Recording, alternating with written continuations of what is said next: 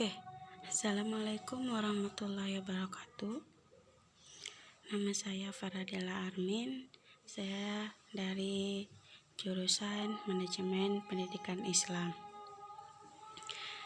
Nah, di sini saya akan presentasikan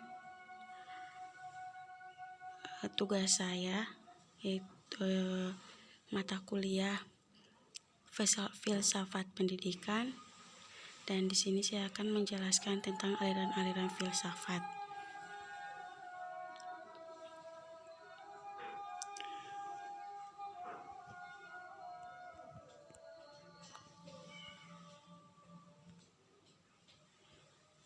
Nah, aliran-aliran filsafat, saya hanya akan membahas dua aliran filsafat saja, yaitu aliran filsafat Nafitisme dan aliran filsafat empirisme.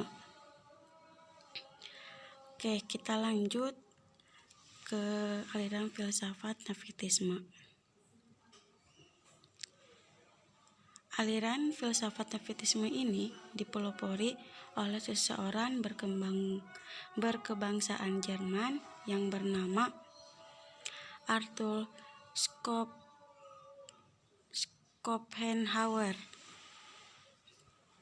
Beliau dilahirkan pada tahun 1788 dan kemudian beliau meninggal dunia pada tahun 1660 ini. Nah, teori ini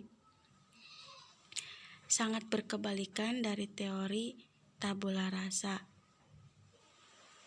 yang mengajarkan bahwa anak lahir sudah memiliki pembawaan sendiri-sendiri.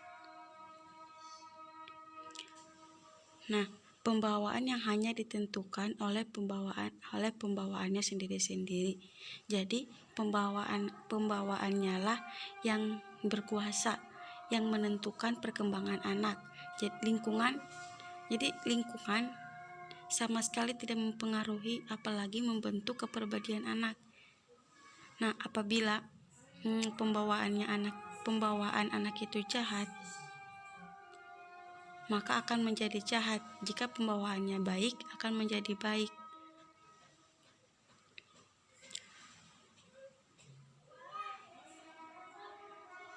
Jadi aliran ini dari lahir, walaupun bagaimanapun baiknya atau kerasnya dan tertibnya usaha pendidikan atau lingkungan, hasil pendidikannya akan tetap sebagaimana pembawaannya.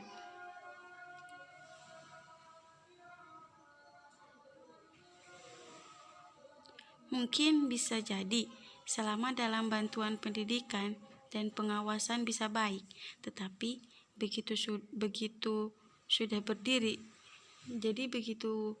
berdiri sendiri, jika memang dasarnya itu jelek, akan kembali bagaimana dasarnya yang jelek itu. Jadi apabila dasarnya udah jelek, walaupun udah diajar atau di apapun, ya pasti akan tetap jelek. Jadi lingkungan sama sekali tidak bisa mempengaruhi terhadap perkembangan atau hasil pendidikan anak.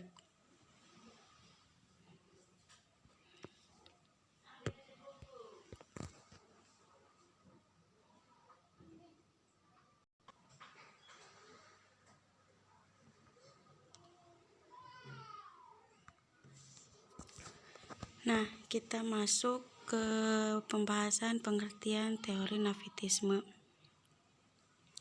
Pengertiannya, pada hakikatnya aliran Nafitisme bersumber dari Leibnizian tradition yang menekankan pada kemampuan dalam diri seorang anak.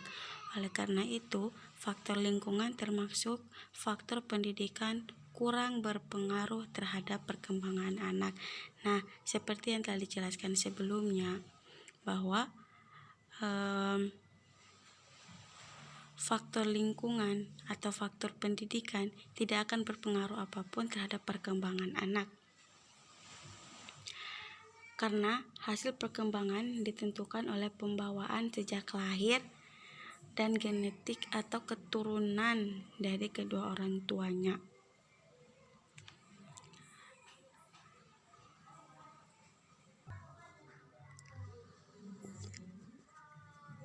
Kemudian kita lanjut ke faktor perkembangan manusia dalam teori nativisme. Nah, yang pertama faktor genetik. Faktor genetik adalah faktor gen dari atau keturunan dari kedua orang tua yang mendorong adanya suatu bakat yang muncul dari diri manusia. Kita ambil contoh, jika kedua orang tua anak itu adalah seorang penyanyi, maka anaknya memiliki bakat pembawaan sebagai seorang penyanyi yang persentasenya besar. Jadi faktor genetik yaitu faktor gen dari kedua orang tuanya. Kemudian faktor kemampuan anak adalah faktor yang menjadikan seorang anak mengetahui potensi yang terdapat dalam dirinya. Contohnya gini, apabila ada kegiatan ekstrakurikuler di sekolah yang mendorong setiap anak untuk mengembangkan potensi yang ada dalam dirinya sesuai dengan bakat dan minatnya. Kemudian faktor pertumbuhan anak. Faktor pertumbuhan anak adalah faktor yang mendorong anak mengetahui bakat dan minatnya di setiap pertumbuhan dan perkembangan secara alami, sehingga pertumbuhan anak itu normal, maka dia akan bersikap energik, aktif, dan responsif terhadap kemampuan yang dimiliki. Jadi sebaliknya, jika pertumbuhan anak tidak normal, maka anak tersebut tidak bisa mengenali bakat dan kemampuan yang dimilikinya. Nah, kita masuk ke pembahasan tentang aliran empirisme. Aliran empirisme adalah suatu aliran dalam filsafat yang menyatakan bahwa semua pengetahuan berasal dari pengalaman manusia. Nah, justru aliran empirisme menolak anggapan bahwa manusia telah membawa fitrah pengetahuan dalam dirinya ketika dilahirkan.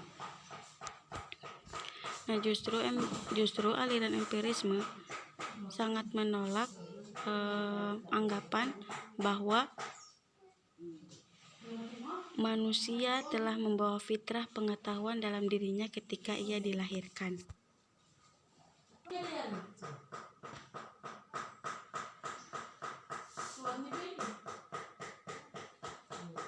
Menurut etimologi,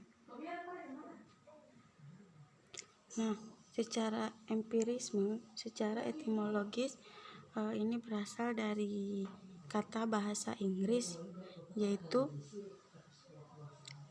empiricism dan experience.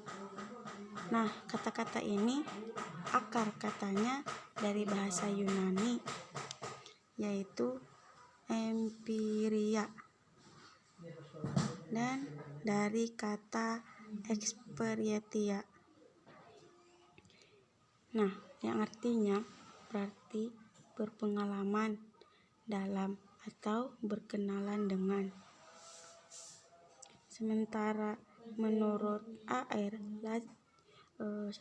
Lacaze, berdasarkan akar katanya, empirisme adalah aliran dalam filsafat yang berpandangan bahwa pengetahuan secara keseluruhan atau parsial didasarkan kepada pengalaman yang menggunakan indera.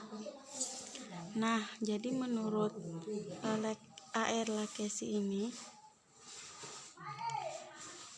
beliau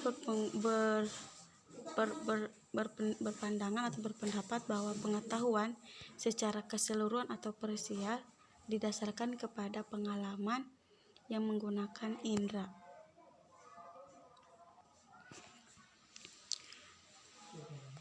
Nah, tadi itu penjelasannya.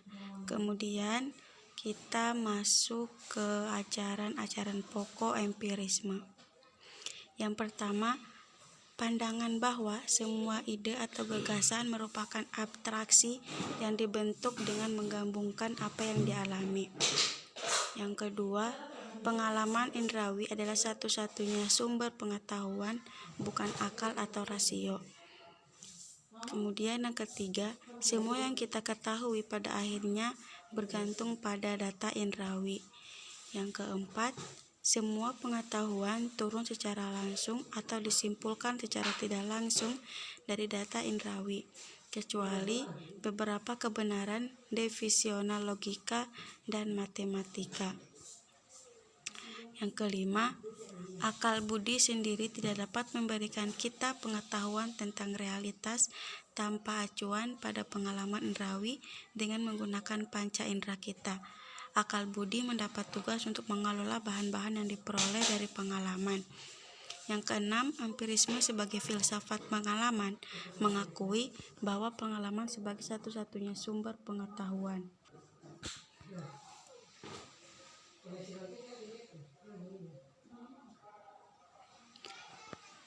Kemudian, aliran empirisme dibangun oleh Francis Bacon dan Thomas Hobbes,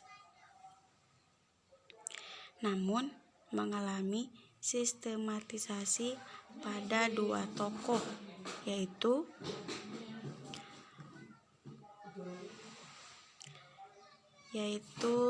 John Locke dan David Hume.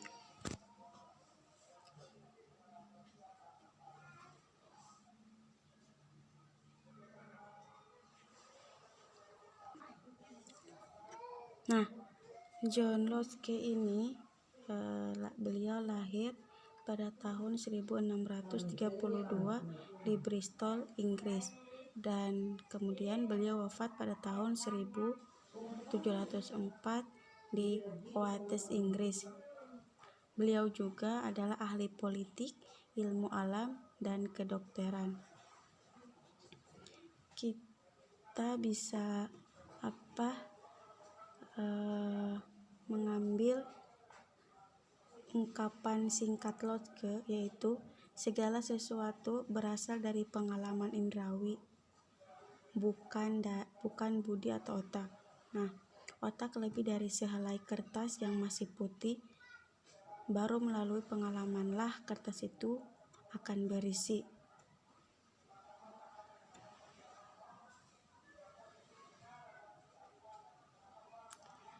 Kemudian David Hume, beliau lahir di Edinburgh, Scotland tahun 1711. Kemudian beliau wafat pada tahun 1776 di kota yang sama, yaitu di Edinburgh, Scotland tahun 1711. Nah, Hume ini adalah seorang yang menguasai hukum, sastra, dan juga filsafat.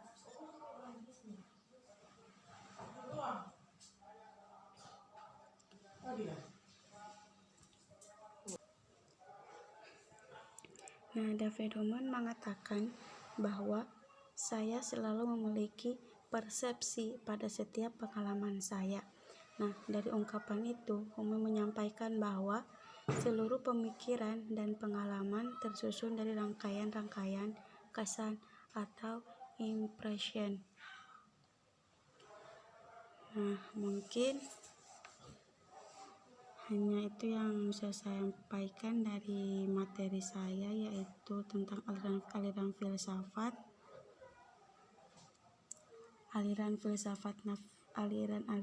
aliran nafitisme, dan aliran empirisme.